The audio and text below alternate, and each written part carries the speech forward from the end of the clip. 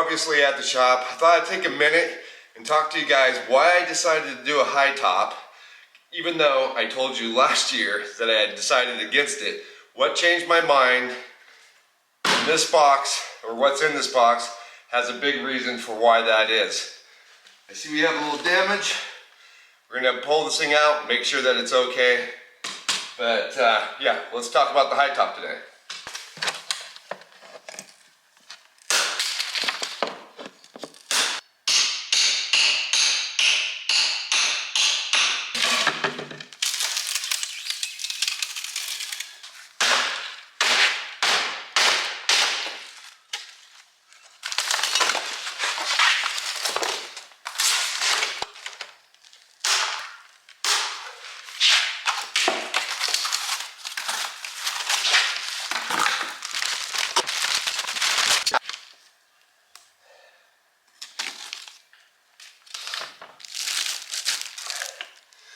So yeah, there's a few different reasons why I've chosen to go with the high top, and putting a wood stove in the van is one of those reasons. I really liked the idea for a long time of having a little wood stove, not just for the purpose of looking cool in videos, but from a kind of a more prepper mindset of if we ever ran into the situation of another COVID and things got shut down, I wanted a heating system in the van that did not require me to rely on any type of service center. As long as I can hand cut some small firewood, I can heat the inside of the van now. So I don't want to go into a lot of detail about this little wood stove right now while we're talking about the high top, but I just wanted to show it to you because it came in and I wanted to get it out of the box because the box was damaged a little bit and I was concerned about that. But I did get this stove from Tiny Wood Stoves. This is not a sponsored product. I paid for it myself. It's something, like I said, I want to put in the van. In this box here is all my flue and chimney parts. They had a really good website that made it very easy for me to not only pick the stove that I felt was going to be best for the van, but also design and build the chimney pieces. Now, all of this stuff I'm going to take with me to Utah when I go to Wasatch to get the high top, and they are going to cut the hole into the high top, mount my flue piece next to, and we've got figured out it's going to go next to my Max Air fan. So we'll get all that put in at the same time we get the high top put in. All right, so let's come on out here, take a look at the van, and discuss why I decided to change my mind and go ahead and move forward with the high top. And it wasn't just because of the wood stove, because quite honestly, I think I could actually probably pull that wood stove off without the high top and still have it in there and get what I want. But I think it would have been really tight, and the extra space that high top is going to give me is going to make the whole living environment much more pleasant. All right, so this is probably the most obvious reason why people realize that I want a high top. I've got 55 inches between me and the floor, and I'm 6'4", so bending over all the time can be somewhat of an inconvenience. So this is probably one of my biggest complaints when I'm in the van and trying to do stuff. You know, getting dressed is one thing, can be somewhat, when I'm trying to put my pants on, can be somewhat of a squirm to try to get that done when you can't stand up. Now, most of the time, I can just lay on the bed and it's not that big of a deal.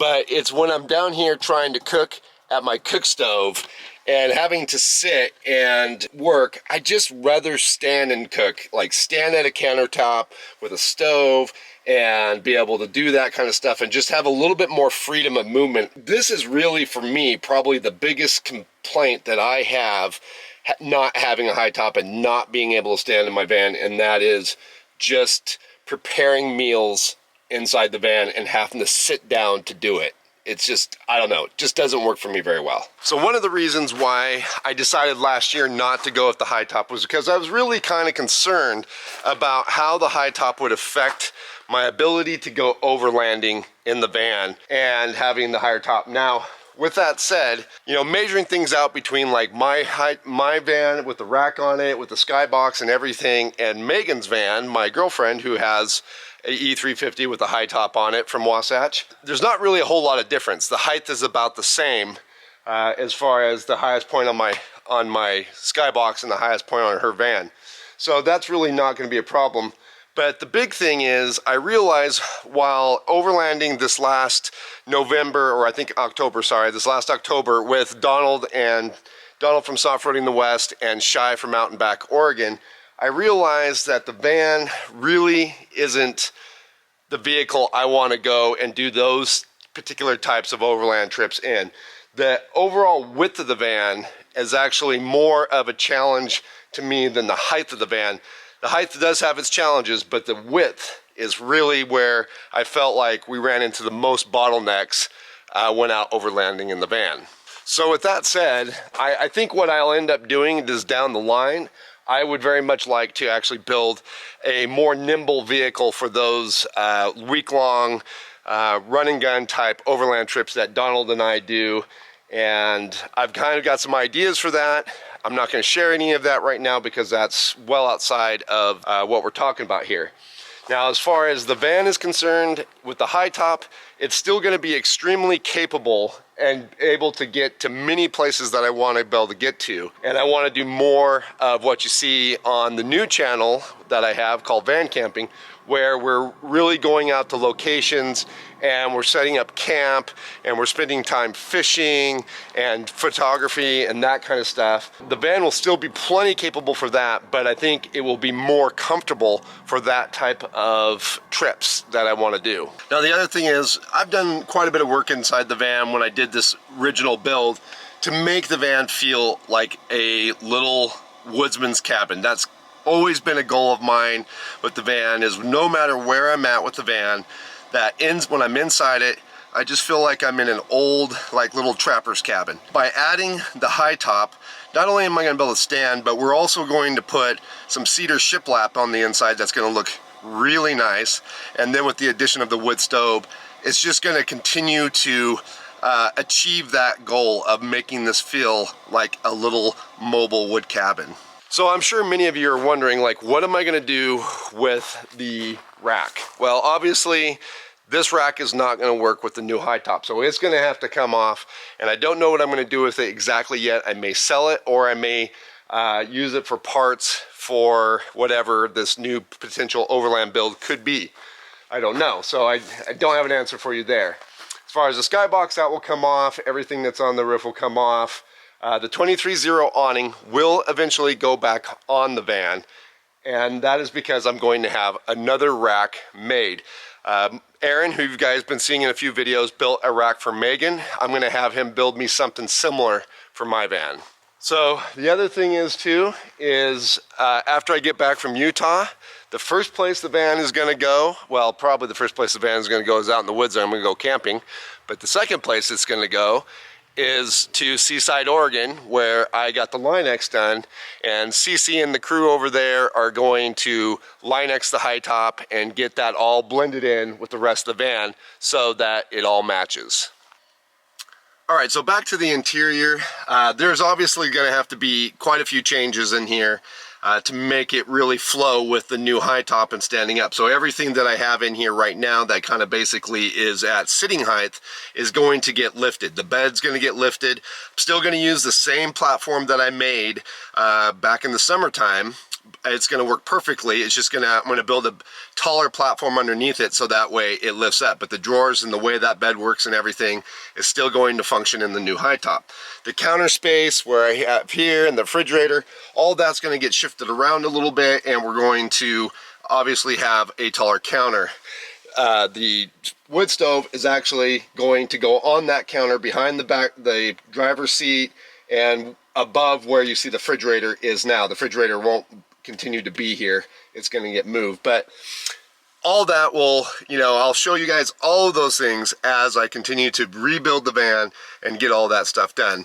But the first thing that's going to happen is Wasatch is going to do that high top, but they're also going to insulate, and I'm having them put cedar shiplap in.